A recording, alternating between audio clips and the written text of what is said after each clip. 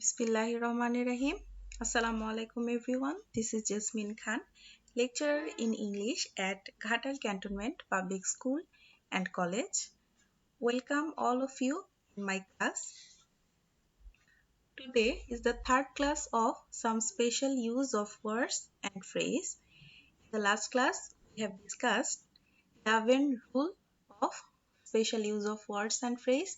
Now, today we'll start from the 12th number rule. So, without any delay, let's get started.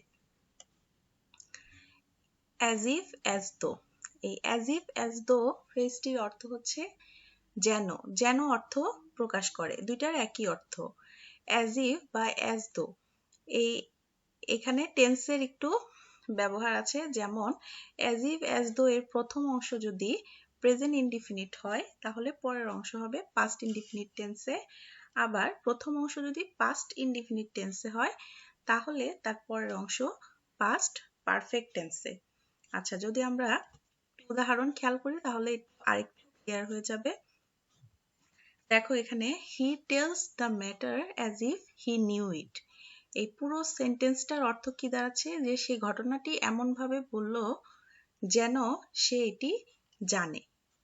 তাহলে এই যে যেন অর্থ প্রকাশ করলো, যার কারণে এখানে অ্যাজ ইফ হয়েছে। আর এটার যদি টেন্সের কথায় আসি তাহলে দেখো অ্যাজ ইফ এর প্রথম অংশ কোন টেন্সে আছে, হি টেলস দ্য ম্যাটার। যেহেতু ভার্বের প্রেজেন্ট ফর্মে আছে সুতরাং এটা প্রেজেন্ট ইনডিফিনিট টেন্স, যার কারণে কি আছে, উপরে বলা আছে যে পরের অংশ পাস্ট ইনডিফিনিট টেন্স হবে। তাহলে পরের অংশ অ্যাজ ইফ এর পরের অংশ he knew it past indefinite টেন্সে হয়েছে। নো এর পাস্ট ফর্ম কি, নিউ। নো নিউ নোন, এর কারণে এখানে পরের অংশ পাস্ট ইনডিফিনিট টেন্সে হয়েছে। আচ্ছা, সেম একই উদাহরণ দিয়ে শুধু টেন্স ভিন্ন করে দিয়ে একটা উদাহরণ দেওয়া আছে। দেখো he told the matter as if he had known it. সে ঘটনাটি এমন ভাবে বলেছিল যেন সে এটি জানে। তাহলে এখানে অ্যাজ ইফ এর প্রথম অংশ কি আছে, পাস্ট ইনডিফিনিট টেন্সে আছে। টেলের পাস্ট ফর্ম টোল্ড। তাহলে এখানে কি বলা আছে যে প্রথম অংশ পাস্ট টেন্সে হলে পরের অংশ কোন টেন্সে হয়, পাস্ট পারফেক্ট টেন্সে। তাহলে এই যে এখানে দেখা যাচ্ছে প্রথম অংশ পাস্ট ইনডিফিনিট টেন্সে আছে, যার কারণে অ্যাজ ইফ এর পরের অংশ হচ্ছে পাস্ট পারফেক্ট টেন্সে হয়েছে। আর আমরা জানি পাস্ট পারফেক্ট টেন্সে স্ট্রাকচার কি, সাবজেক্টের পর হ্যাড বসবে এবং ভার্বের কোন ফর্ম বসবে, পাস্ট পার্টিসিপল ফর্ম।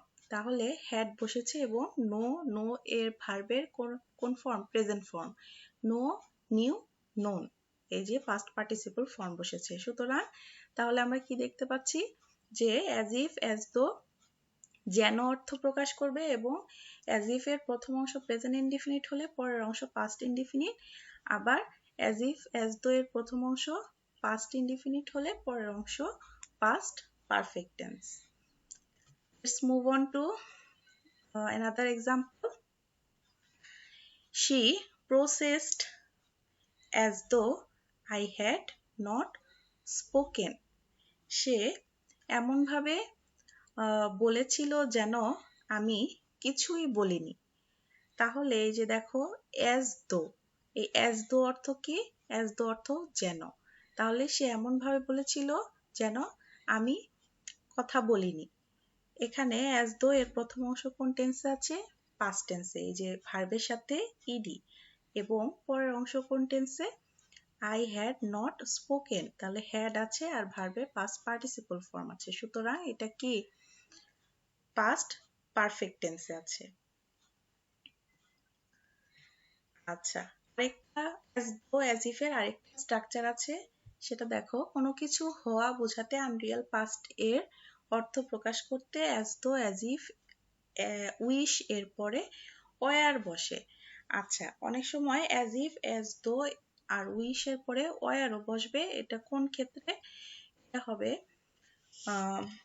এখানে বলেছে আনরিয়াল পাস্ট, অর্থাৎ একটা এমন কিছু যেটা আনরিয়াল বা ঘটেনি, ইমাজিন করে নেওয়া হচ্ছে, এই ধরনের ঘটনার ক্ষেত্রে as though as if এর পরে ওয়ার বসবে। যেমন হি রানস ফাস্ট, সে খুব তাড়াতাড়ি দৌড়ায় as though he were a mad, as though যেন সে একজন পাগল। তাহলে আমরা জানি যে হির পরে নর্মালি কি বসার কথা, ওয়াজ বসার কথা, কিন্তু হি এর পরে এখানে ওয়ার বসেছে। সুতরাং এটা কোনো ইচ্ছা আকাঙ্ক্ষা বা কোনো ধরনের কাল্পনিক কিছু বোঝাতে গেলে তখন অ্যাজ ইফ অ্যাজ দো এর পর সাবজেক্টের পরে ওয়ার বসবে। আবার পরেরটা দেখো, হি ডোনেটস মানি, সে টাকা দান করে as if he were a rich man, সে এমন ভাবে টাকা দান করে যেন সে একজন ধনী ব্যক্তি। তাহলে এই যে সে কিন্তু আসলে ধনী ব্যক্তি না, কিন্তু তাকে মনে করা হচ্ছে, এটা হচ্ছে আনরিয়াল ঘটনা। তাহলে এখানে অ্যাজ ইফ এর পরে সাবজেক্টের পরে কি হলো, ওয়ার হলো। আবার উইশ দিয়ে একটা উদাহরণ দেওয়া আছে, I wish I were a child again, আমি মানে তার ইচ্ছা হচ্ছে, আমার ইচ্ছা হচ্ছে আমি যেন আবার শিশু হয়ে যাই। এখানেও একটা ইচ্ছা বা আকাঙ্ক্ষার কথা বলা হয়েছে। তাহলে এখানে আমরা কি দেখেছি, উইশ এর পরেও সাবজেক্টের পর কি বসবে, ওয়ার বসবে। আরেকটা নোট আছে, সেটা দেখো, উইশ এর ক্ষেত্রে ওয়ার ছাড়াও ভার্বের প্রেজেন্ট ফর্মের পূর্বে কুড বা মাইট বসতে পারে। আচ্ছা, ওয়ার না দিয়ে এখানে কুড বা মাইটও আমরা ইউজ করতে পারি। যেমন I wish I could fly in the sky, আমি ইচ্ছা করছি যে আমি যদি আকাশে উঠতে পারতাম। তাহলে এখানে দেখো ওয়ার এর ইউজের বদলে এখানে কুড বা মাইটও আমরা বসাতে পেরেছি। এটা শুধু উইশ এর ক্ষেত্রে হবে, অ্যাজ ইফ অ্যাজ দোর ক্ষেত্রে এই নিয়ম প্রযোজ্য না। Let's move on to rule number 13, there. There is equal to subject হিসাবে বসে। আচ্ছা, দেয়ারটা যখন সাবজেক্ট হিসাবে বসবে তখন কি হবে, দেয়ার এর ব্যবহার হচ্ছে অবজেক্ট সিঙ্গুলার হলে ভার্ব সিঙ্গুলার হয়। আচ্ছা, দেয়ার যখন সাবজেক্ট থাকবে, কোনো বাক্য যখন দেয়ার দিয়ে শুরু হবে, সেখানে আমরা ভার্ব কি দেখে নির্ধারণ করব, পার্সন। নর্মালি আমরা ভার্ব নির্ধারণ করি, অক্সিলারি ভার্বগুলো নির্ধারণ করি পার্সন, নাম্বার এগুলো দেখে। যেমন হি যদি হয়, হি হচ্ছে থার্ড পার্সন সিঙ্গুলার নাম্বার, তাহলে হির সাথে আমরা কি দেই, হ্যাজ দেই। আই থাকলে কি দেই, এম দেই। তারপরে শি থাকলেও হ্যাজ দিতে পারি, ওয়াজ দিতে পারি। তো এগুলো আমরা সাবজেক্টের কি পার্সন আর নাম্বার দেখে দেই। কিন্তু যখন দেয়ার দিয়ে বাক্য শুরু হবে, দেয়ারটাকে কোনো পার্সন হিসেবে আমরা ধরতে পারবো না। তাহলে এই দেয়ার যুক্ত বাক্য হলে তখন আমরা এই ভার্বগুলো কিভাবে বসাবো, তাহলে জেনে নেওয়া যাক কিভাবে বসাবো। অবজেক্ট দেখে বসাবো। অবজেক্ট যদি সিঙ্গুলার হয় তাহলে ভার্বও সিঙ্গুলার হবে। সিঙ্গুলার ভার্বগুলো কি কি, সিঙ্গুলার ভার্বগুলো হচ্ছে ইজ, ওয়াজ, হ্যাজ, আর ভার্বের শেষে এস বা ইএস যোগ করে সিঙ্গুলার ভার্ব তৈরি করা হয়। আবার অবজেক্ট যদি প্লুরাল হয় তাহলে ভার্বও প্লুরাল হবে। প্লুরাল ভার্বগুলো আর, ওয়ার, হ্যাভ এগুলো হচ্ছে প্লুরাল ভার্ব। তাহলে আমরা যদি এখন উদাহরণ খেয়াল করি, দেখো, there was a mistake in this letter, এই চিঠিতে একটি ভুল ছিল। এই যে দেয়ার দিয়ে বাক্যটি শুরু হয়েছে, তাহলে দেয়ার দেখে আমরা তো বুঝতে পারছি না যে এটা কি সিঙ্গুলার না প্লুরাল। তাহলে সেক্ষেত্রে আমাদের কি করতে হবে, অবজেক্ট আইডেন্টিফাই করতে হবে। তাহলে দেখো, দেয়ার ওয়াজ এ মিস্টেক, এটা হচ্ছে অবজেক্ট। এই মিস্টেকটা কি, সিঙ্গুলার। সিঙ্গুলার যেহেতু এটা সিঙ্গুলার, সুতরাং এটার সাথে একটা সিঙ্গুলার ভার্ব দিতে হবে। তাহলে এই যে এখানে আমরা কি দেখলাম, সিঙ্গুলার ভার্বগুলো ছিল ইজ, ওয়াজ। এখন যে কোনো একটা দিতে হবে, ইজ দিতে হবে অথবা ওয়াজ দিতে হবে, সেটা সেন্টেন্স বুঝে আমাদের দিতে হবে। এখানে ইজ দিলেও কারেক্ট হবে, ওয়াজ দিলেও কারেক্ট হবে, যেহেতু এখানে কোনো সময়ের উল্লেখ নাই। আবার পরেরটা যদি খেয়াল করি, দেয়ার আর টাইগার্স ইন দ্য জাঙ্গল, এই বনে বাঘ থাকে। তাহলে এই এই সেন্টেন্সে অবজেক্ট কোনটি, এই যে টাইগার্স। টাইগার্সটা কি, প্লুরাল, কারণ আমরা এখানে টাইগারের পরে এস দেখতে পাচ্ছি, বহুবচন নির্দেশ করছে। তাহলে যেহেতু বহুবচন নির্দেশ করছে, সুতরাং এটার ভার্বটাও কি হবে, প্লুরাল হবে। আর প্লুরাল ভার্ব কি কি জানি আমরা, আর, ওয়ার, হ্যাভ। তাহলে আর বা ওয়ার যে কোনো একটা দিলে এখানে হয়ে যাবে, কারণ যেহেতু এখানে কোনো সময়ের উল্লেখ নাই, সুতরাং আমরা দুইটার একটা বসালে এটা কারেক্ট হয়ে যাবে। সো আমরা এখানে জানতে পারলাম যে দেয়ার এর পরে কিভাবে আমরা কি দেখে তাহলে এই অক্সিলারি ভার্বগুলো নির্ধারণ করব। আমরা অবজেক্ট দেখে তারপরে অক্সিলারি ভার্বগুলো নির্ধারণ করব। ইট, এরপরে আসি আমরা ইটের ব্যবহার। ইট কোন কোন ক্ষেত্রে ইউজ করা হয়? শিশুকে বোঝাতে ইট ব্যবহার করা হয়, অথবা আর কিসে লিঙ্গ জানা নেই এমন ব্যক্তিকে বোঝাতেও ইট ব্যবহৃত হয়। যেমন the child is looking at it's mother, শিশুটি তার মায়ের দিকে তাকাচ্ছে। তাহলে এই যে এখানে দেখো দ্য চাইল্ড, দ্য চাইল্ড এর প্রোনাউন হিসেবে এখানে কি দেওয়া আছে? ইট, ইটস মাদার। যেহেতু শিশু সুতরাং আমরা এটার পরে ইট ইউজ করেছি। আবার কোন ক্ষেত্রে? অচেতন কোনো পদার্থ, নিকৃষ্ট কোনো প্রাণী বোঝাতেও ইট ব্যবহার করা হয়, অর্থাৎ বস্তুবাচক অবজেক্ট যখন আমরা ইউজ করব বা কোনো নিকৃষ্ট প্রাণীকে বোঝাবো বা এনিমেলকে বোঝাবো, তখন আমরা সেগুলোর প্রোনাউন হিসেবে ইট ইউজ করব। যেমন where is the book, বইটি কোথায়? I kept it on the table, আমি এটা টেবিলের উপরে রেখেছি। তাহলে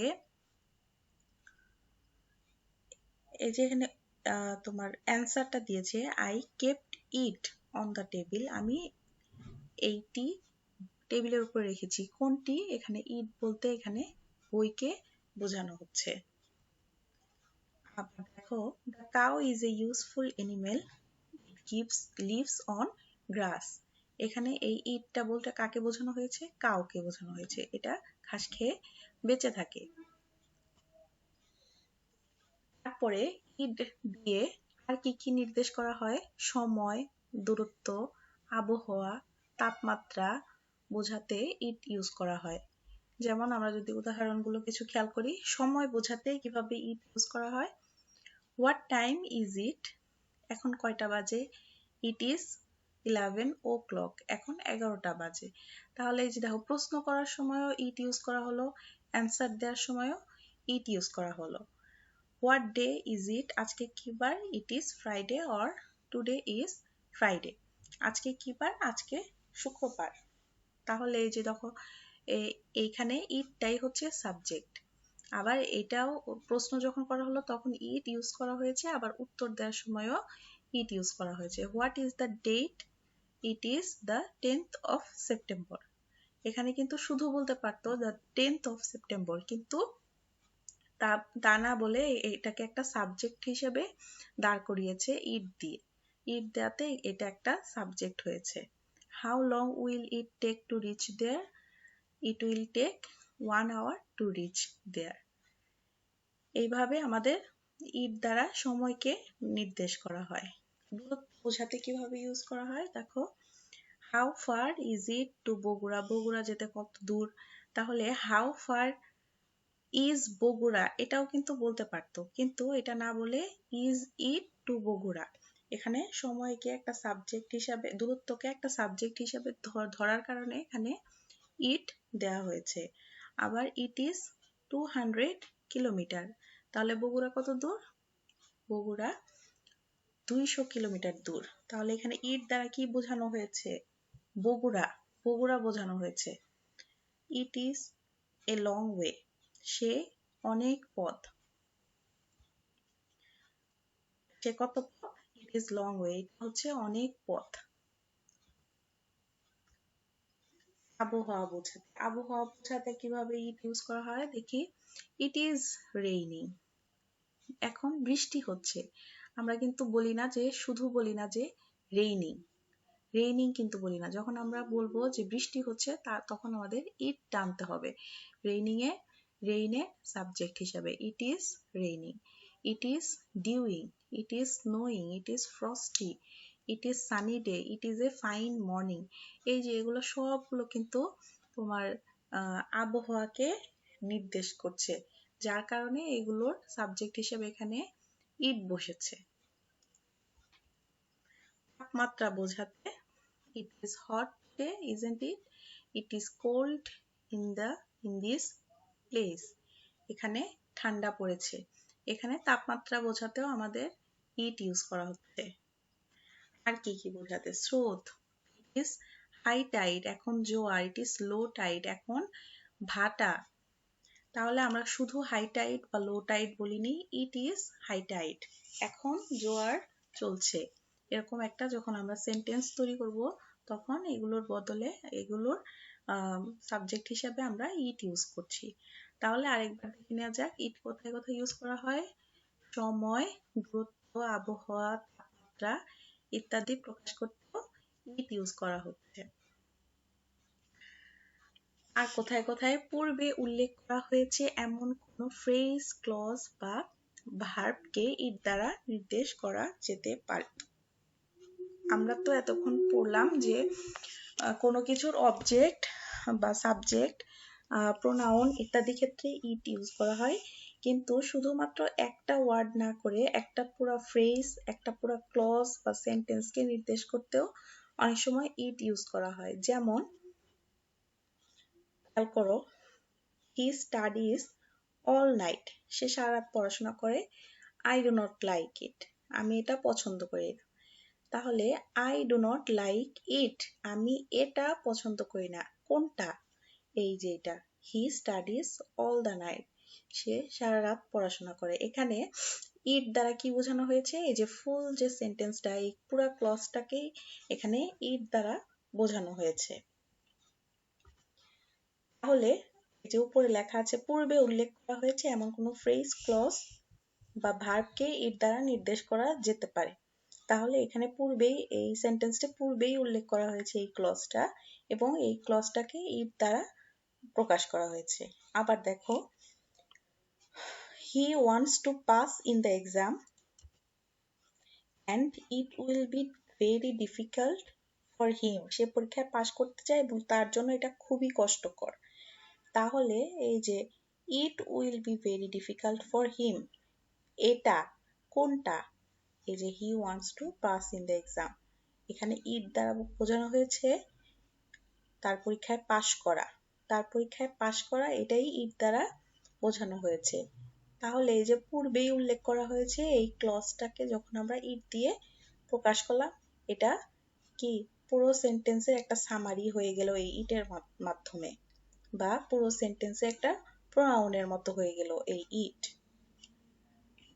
thirdly, he is an honest man, সে একজন কি সৎ মানুষ। And it is known to all, এবং এটা সবার জানা। তাহলে it is known to all, এটা সবার জানা। কোনটা? এই যে he is an honest man, সে যে একজন সৎ লোক, এই জিনিসটা, এই জিনিসটাই ইট দ্বারা প্রকাশ করা হয়েছে। তাহলে এই ইট দ্বারা কি প্রকাশ করা হয়েছে? হি ইজ অ্যান অনেস্ট ম্যান, বা সে একজন সৎ লোককে বোঝানো হয়েছে। তাহলে পূর্বেই উল্লেখ করা হয়েছে এই ক্লজ বা এই সেন্টেন্সের ক্ষেত্রে তোমার ইট ইউজ করা হয়েছে। ইটটাকে এখানে পুরো সেন্টেন্সটার সামারি হিসাবে নেওয়া হয়েছে। তাহলে এই এত মানে আজকে যা আলোচনা করলাম এটার মধ্য দিয়ে আজকে থার্ড ক্লাসটা শেষ হলো। হোপফুলি সবাই বুঝতে পেরেছো। আর যার যেখানে কোনো সমস্যা যদি থেকে থাকে আমাকে ইনবক্সে আস্ক করতে পারো বা কমেন্টে জানাতে পারো। আর বাসায় এটা তোমরা বই দেখে প্র্যাকটিস করে নিবে। যদি কোনো ডিফিকাল্টি ফেস করো সেক্ষেত্রে please let me no. Thank you for being with me. Thank you.